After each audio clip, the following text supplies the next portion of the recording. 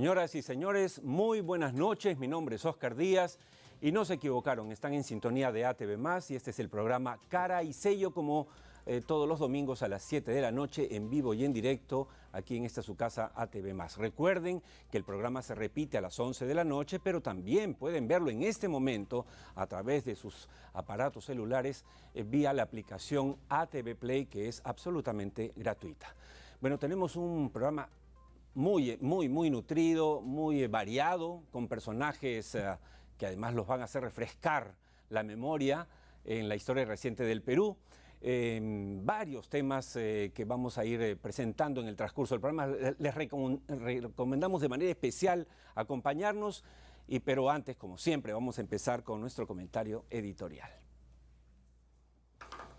Amigos de Cara y Sello, como resultado de la actual crispación política, se viene mencionando con absoluta ligereza e irresponsabilidad las figuras constitucionales de la vacancia presidencial y la cuestión de confianza, sin medir las terribles consecuencias que conllevaría la aplicación de cualquiera de ellas en estos momentos.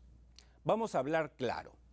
Ni el audio filtrado hace 2 días de la desafortunada reunión en Arequipa del presidente Vizcarra con el gobernador de esa ciudad o de esa región y los alcaldes de la zona de influencia del proyecto Tía María es argumento suficiente para presentar una moción de vacancia presidencial, como tampoco la inminente negativa del Parlamento a la propuesta presidencial de adelanto de elecciones al 2020 justifica, como sugiere amenazante el ministro de Justicia, que el Ejecutivo vuelva a plantear la figura de la cuestión de confianza como quien pone un revólver en la mesa para negociar con su adversario.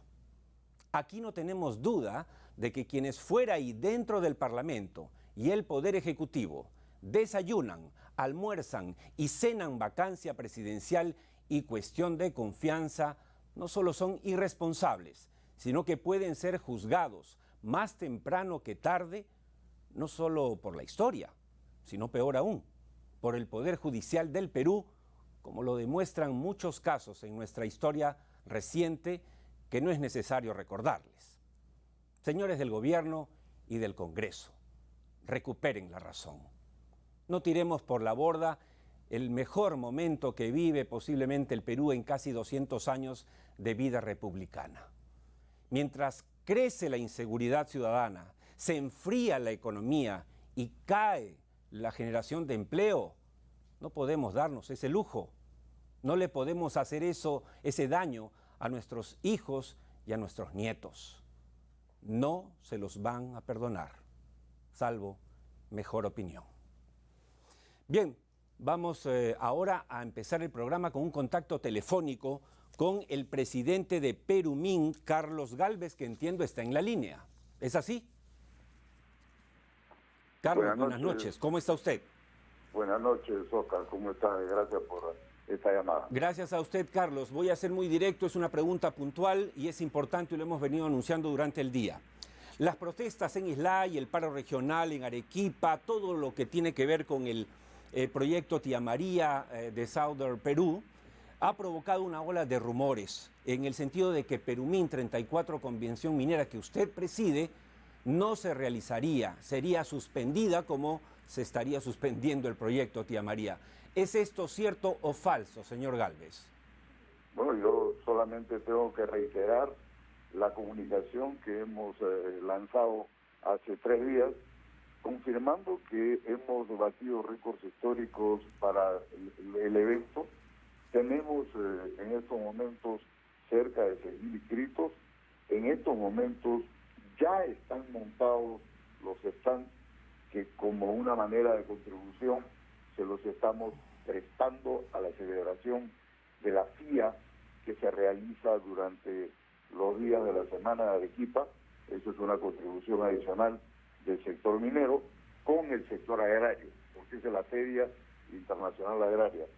Y tenemos ocupados ya, no es por cubrir, 1.400 stands desde hace más de un mes, vale decir 2 meses antes de la realización del Perumín. Nosotros estamos avanzando con todo entusiasmo y tenemos la participación estudiantil que es lo que más nos ilusiona. Entonces, en resumen, Perumín sí va. Y lo llamamos, señor Gálvez, porque recibimos, la verdad, muchos telefonemas justamente preocupados por esto, y usted ya lo ha dicho, usted es la cabeza del evento, así es que qué mejor fuente. Muchas gracias y mucha suerte entonces para el evento que empieza el 19 de septiembre en Arequipa. Solo invocar a la ciudadanía en Arequipa su colaboración y prestar seguridad. De acuerdo. Bueno, éxitos, hasta siempre. Muchas gracias. Hasta luego. Y luego de este contacto telefónico vamos a presentar a nuestro primer invitado de la noche aquí en estudio, un invitado realmente especial, gracias a Viceversa Consulting. Paz social, equilibrio ambiental, inversiones seguras. Para alcanzarlos, usted cuenta con un equipo multidisciplinario y de alta experiencia en asuntos sociales, medio ambiente, comunicaciones y redes, seguridad y salud ocupacional, asuntos legales y permisología. Desde hace 19 años, Viceversa Consulting, Gerencia Soluciones. Bien, tenemos al primer invitado de la noche. Hace 29 años, amigos televidentes, todo el país se conmocionó al ver al primer ministro y ministro de Economía, Juan Carlos Hurtado Miller, anunciar lo que se llamó y sigue llamándose y seguirá llamándose el Fujishock. El pan, por ejemplo, costaba 9.000 intis, esto para los pulpines, y subió a más de 25.000. La inflación de ese mes, después del anuncio del señor Hurtado Miller, subió a 400% solo en un mes. Bueno, este hombre que ha pasado a la historia del Perú hizo algo que pocos se hubiesen atrevido a hacer. Hoy lo hemos invitado al programa, 29 años después, pero no para hablar de historia, sino para hablar de la historia viviente, de lo que está pasando hoy con la clase política y económica de nuestro país. Buenas noches, señor Hurtado. Buenas noches, señor. Bienvenido. Buenas noches a la audiencia. Bienvenido. Muchas gracias. Hecha la introducción, la verdad es que nos interesa, si bien la historia a mí me apasiona y además yo también la he vivido, la verdad es que lo que nos interesa más es hablar de su visión actual de las cosas, porque se necesitan opiniones lúcidas, señor Hurtado Miller. 29 años después del inicio del gobierno de Fujimori, ¿no siente usted un déjà vu? O sea, al ver este escenario donde el Ejecutivo también pide la cabeza del Congreso, salvando las diferencias, obviamente. Justamente después de 29 años ya no es necesario hablar de lo que sucedió en esa época, que fue un acontecimiento muy duro y muy difícil para mí, pero se hizo. Aprendí de una persona que me dijo, valor no es no tener miedo, es teniendo miedo a hacer las cosas. Y eso me siento muy orgulloso porque había que hacerlo. Lo que pasa es que después de la estabilización macroeconómica en que ha estado el país en los últimos 29 años, gracias a las medidas, a lo que hizo Carlos Boloña, a lo que hizo Jorge Camet y a lo que hizo Carlos Torres y Torres Lara con la Constitución del 93, lo que entra ahora es que después de la estabilización macroeconómica hay 6 estabilizaciones que es necesario afrontar. Las 2 primeras son de carácter político o de carácter de gobernabilidad, que son realmente las que pintan un poco el problema que hoy día usted estaba mencionando. La primera es una estabilidad institucional, donde tiene que respetarse la diferencia de poderes, la separación de los poderes de cada uno, y la legalidad y el respeto a los derechos de las personas. Eso es la primera estabilidad institucional. Y la segunda es una institucional de carácter político, buscar una concertación entre todos los medios políticos, pero también con los gremios y con la población. Estas 2 estabilidades fueron justamente las que se quebraron con el golpe 92 del presidente Fujimori. Pero fue una quiebra intencional, que lo hizo el presidente y después hizo la Constitución del 93 y hizo todas las reformas que llevaron al crecimiento que hoy día tenemos. El problema actual es que se está haciendo, no sé si consciente o inconscientemente, destruyendo estas 2 estabilidades, la institucionalidad y la institucionalidad política. Y sin eso no podemos funcionar. Hay algunos avisos periodísticos no avisos, sino comentarios periodísticos. Sí. Por ejemplo, lo que dice acá, Moody's advierte que adelanto de elecciones crea riesgo a la baja del PBI. Eso es terrible. BCR recorta la tasa de interés. La tasa de interés es una variable que utiliza el Banco Central de Reserva cuando él mide el crecimiento esperado, o el crecimiento observado con el crecimiento potencial. Claro. Cuando el crecimiento que funciona está por encima del potencial, sube la tasa para retener un poco la economía. Ahora, sin embargo, cuando está abajo, la baja. Es un índice, el Banco Central de Reserva es la institución más seria que hay. Vamos a hablar de economía, de todas maneras con usted, de todas maneras. Pero quiero terminar un poco la parte política para luego llegar a la economía, si me permite. Usted, si alguien sabe de crisis, es usted, ¿no es cierto? La verdad es que ahora se habla tanto de crisis y casi es Alicia en el País de las Maravillas. Hablando de crisis, ¿usted cree que actualmente existe una crisis tal que justifica el planteamiento presidencial de un adelanto de las elecciones para el 2020? No, francamente no. Yo creo que es justamente destrozar esas estabilidades. Lo que es necesario es que el presidente, yo creo, o el Parlamento archive la propuesta del presidente y ayudar al presidente a que reestructure las 4 estabilidades que se necesitan para crecer en el país. El país está detenido y está reduciendo su capacidad de crecimiento, que eso es sumamente grave. Ahora, pero usted reconoce que, bueno, las cosas han cambiado en estos 29 años transcurridos desde su anuncio del Fujishock, y la presencia o la participación ciudadana es mucho mayor ahora a través de las redes, las encuestas, mucho más que antes.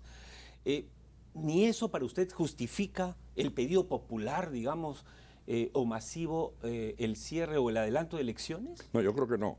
Yo creo que no. Siempre la opinión popular es un poco difícil de interpretarla, porque si, como mencionaba una de las personas el otro día en un comentario periodístico, decía, si dicen que hay que quitar los impuestos, la gente va a decir, por supuesto que quiten los impuestos. Que fusilen a la gente que ha cometido delitos, que estamos de acuerdo en que deben desaparecer, pero no se les puede fusilar porque los protege la ley. Entonces, el tomar el clamor popular como una base fundamental para gobernar es gravísimo, es sumamente grave. Hay que tener definiciones claras de lo que necesita el gobierno, quitar las molestias que existen hoy día políticas, concertar. El presidente del Congreso, Pedro Lachía, le ha extendido una mano al gobierno. Le ha dicho, señores, vengan, vamos a negociar. Y se le puede proponer cosas concretas para poder trabajar en el producto. Olvidémonos de los pleitos, olvidémonos de las rencillas, no digamos que mi partido político es mejor que el suyo, todos somos iguales ante la ley y ante la ciudadanía. Alguien me decía que el planteamiento del presidente, que es apoyado masivamente, ciertamente, por parte de la ciudadanía, incluso de la prensa, es como una suerte de quimioterapia política, ¿no? O sea, que terminas con las células buenas y las malas. Entonces, ¿cuál es el verdadero riesgo de adelantar las elecciones del 2020? Que no se realice, primero la paralización del país, ya Moody's lo está diciendo, solamente el anuncio paraliza el país. Cae el producto y si sigue cayendo el producto nos perjudicamos todos. Estamos creciendo, quizás lleguemos a 2.5 o 2.8 al final del año y nuestro crecimiento potencial es 4, por debajo del crecimiento potencial, o sea, la capacidad que tiene el país de crecer. No sé si usted se acuerda en el primer gobierno del presidente Belaúnde de la oposición del APRA, censuraban ministros todas las semanas, se le censuraron 18, no sé cuántos ministros. La Fuerza Armada le ofrecía al presidente Belaúnde, y eso me consta, señor, cierre el Congreso y vamos a mandar nuevas elecciones. Y Belaúnde dijo, de ninguna manera. Lo que tenemos que hacer es revisar los errores que estamos cometiendo y comenzar a gobernar bien y hacer un acuerdo. Yo me acuerdo en el tiempo de Fujimori, hablábamos mucho con el presidente, cuando todavía yo estaba en el ministerio, de la oposición del Parlamento. Y el presidente Belaúnde, que no le gustó la elección porque su candidato era Vargas Llosa, sin embargo, en el mes de septiembre del año 90, Belaúnde asistió a Palacio a comer con el presidente Fujimori llevado por mí, por la cercanía que yo tenía con el presidente y porque el presidente Fujimori me aceptó. Le pedí autorización y lo llevé. Y tuvieron una conversación muy positiva y comenzaron a desarrollarse coordinaciones entre los partidos. Para eso han elegido la ciudadanía a las personas, para que gobiernen y para que concerten, no para que peleen y que se destruyan. Además, la propuesta, de lo que he escuchado, yo no soy abogado, pero he escuchado a los constitucionalistas como Enrique Guerci o Domingo García Belaúnde, que dicen que la propuesta no es inconstitucional, es anticonstitucional, porque no se puede legislar para atrás.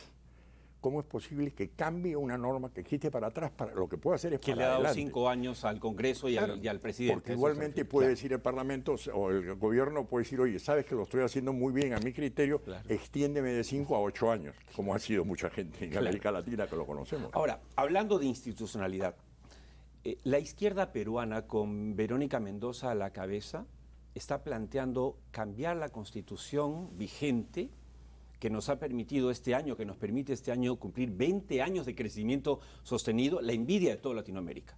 ¿Qué opinión tiene usted sobre esa propuesta? Es una locura. Cambiar la Constitución es simplemente entrar... Pero ¿qué ejemplos tenemos en América Latina? ¿Venezuela? ¿Cuba? ¿Bolivia? ¿Qué ejemplos tenemos?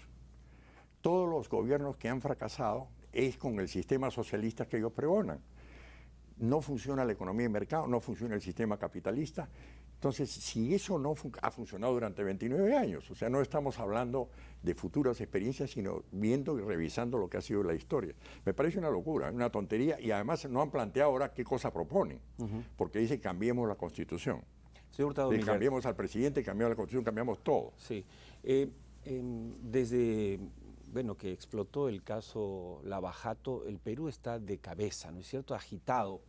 Políticos, jueces, periodistas, empresarios están cuestionados o en proceso judicial. Salvo Odebrecht. Es el único que no está perjudicado. Así es. No se le embargó nada, no se le cortó, no se le intervino como debió hacer. Cualquier persona que comete delitos le interviene en la empresa, le embargan todo, a Odebrecht nada.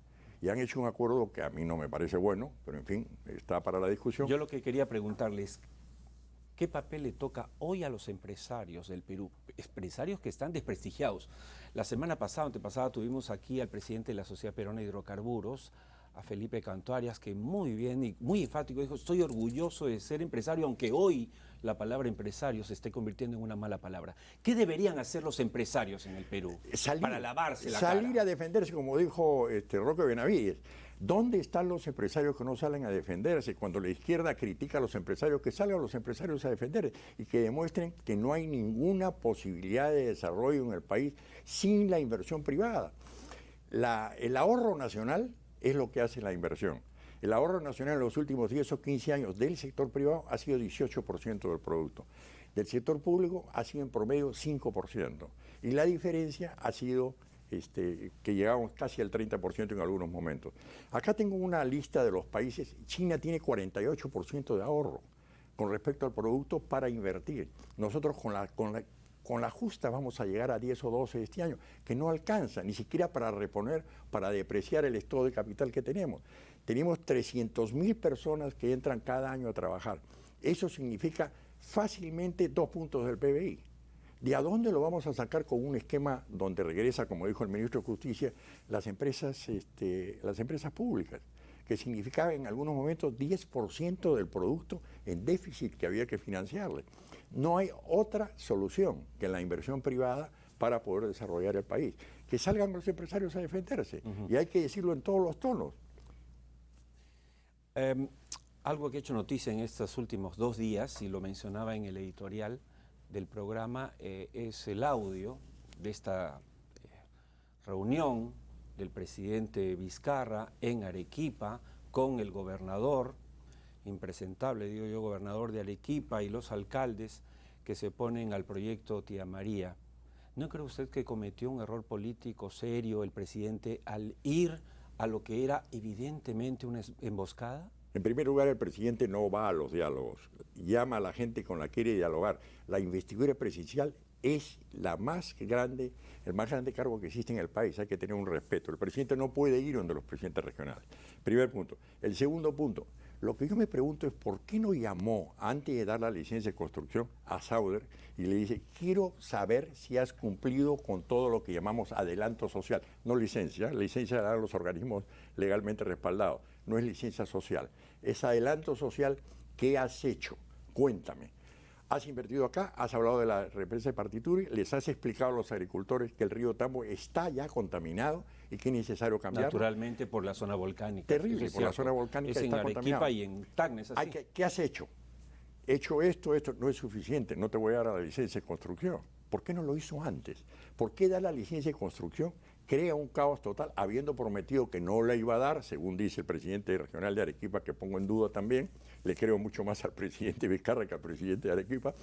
Y después dice, voy a retroceder. Y ustedes saben, dice en el audio, de que yo voy a retroceder, pero necesito las condiciones. lo cual es lamentable, es una pena. Yo no sé quién asesora al presidente, porque lógicamente el presidente ¿Pero usted necesita cree asesoría. que eso es motivo para plantear o que alguna gente esté pensando en vacancia presidencial? No tanto. Yo no quiero romper el orden constitucional de ninguna manera. Yo lo que creo es que el presidente Vizcarra y el Parlamento tienen que juntarse y hacer las medidas que necesitamos para transformar el crecimiento que dimos en el año 90 hoy día en desarrollo. Faltan una serie de estabilidades fundamentales para convertirnos en desarrollo. Y eso solamente se hace con concertación. Lo que yo mencionaba al principio, las dos concertaciones de carácter político, las dos estabilizaciones de carácter político, hay que quitar, como le decía, el presidente Fujimori lo hizo conscientemente. Yo creo que el presidente Vizcarra está rompiendo estas dos estabilizaciones inconscientemente, lo cual es muy grave, porque conscientemente tomó una decisión Fujimori y tenía un plan desarrollado y lo desarrolló y lo sacó adelante. Yo no digo que esté bien el golpe ni que esté mal el golpe, no estoy hablando de eso, simplemente la actitud que tomó. El presidente Vizcarra está llevando inconscientemente a romper las dos estabilidades más importantes, la institucionalidad y la política. No puede hacerlo. ¿Y para usted no le da autoridad moral el que él diga, bueno, nos vamos todos, incluyéndome a mí? No, en absoluto. ¿Ganamos algo con eso Claro, o es que perdemos? es muy fácil. Estamos en la casa, estoy en crisis, no me alcanza para comer y digo que mi mujer lo resuelva. Ya veremos que se quede y yo voy a buscar otro lado. No es así. Él ha sido elegido por el Parlamento como sucesor de Kuczynski, tiene que afrontar sus responsabilidades. No puede decir, me voy y se van ustedes. No, señor. Todos hemos sido elegidos por el pueblo. Para entenderlo, entonces usted ni vacancia ni renuncia. O sea, el señor aceptó y se queda hasta el 2021 porque por eso aceptó. Es buen punto, no lo había escuchado. Cumpla con su obligación, señor. Ajá. Y para eso yo lo ayudo. ¿Quién soy yo? El Parlamento Nacional. Señor, como le ha dicho Pedro Lachea, al primer ministro se lo dijo en una entrevista. ¿Qué necesitas? ¿Necesitas presupuesto? ¿Necesitas leyes? Estoy acá. Siéntate y vamos a discutir. Hay programas que se pueden desarrollar en conjunto y decir, vamos a sacar estos 10 proyectos de aquí a cuando termine el mandato. A Pedro Lechea. Lechea es un buen hombre, es un hombre serio, es un empresario, ha sido representante gremial, pero va a tener que demostrar mucho más que discursos al presidente para demostrarle que es posible convivir hasta el 2021. ¿No cree usted que debe dar señas mucho más claras? En su discurso de aceptación de la presidencia del Congreso dijo, extiendo la mano. Y después, cuando se reunió con el primer ministro en la conferencia de prensa que dieron los dos, le dijo, primer ministro, lo que usted necesite, estoy acá para eso. Hemos sido elegidos para eso. No para destruir el Perú, sino para construir. Usted no tiene razón, ni yo tampoco. Los dos tenemos que buscar una razón para que el pueblo mejore. ¿Qué es el que está sufriendo hoy día? El anuncio del Banco de Reserva es sumamente grave. Sumamente grave, el organismo más serio del país que está conduciendo eficientemente la política monetaria y la política cambiaria que nos mantiene con esta estabilización, le dice al gobierno bajando, señor, cuidado que está usted bajando. Y Moody's le dice, señor, no siga reclamando porque peligre el producto. ¿Qué significa que peligre el producto? No hay empleo, no hay trabajo, no hay incremento de ingreso. Entonces hay que ponerse de acuerdo, no hay otra solución y que se quede hasta el 28 de julio donde fue elegido, que cumpla con su responsabilidad.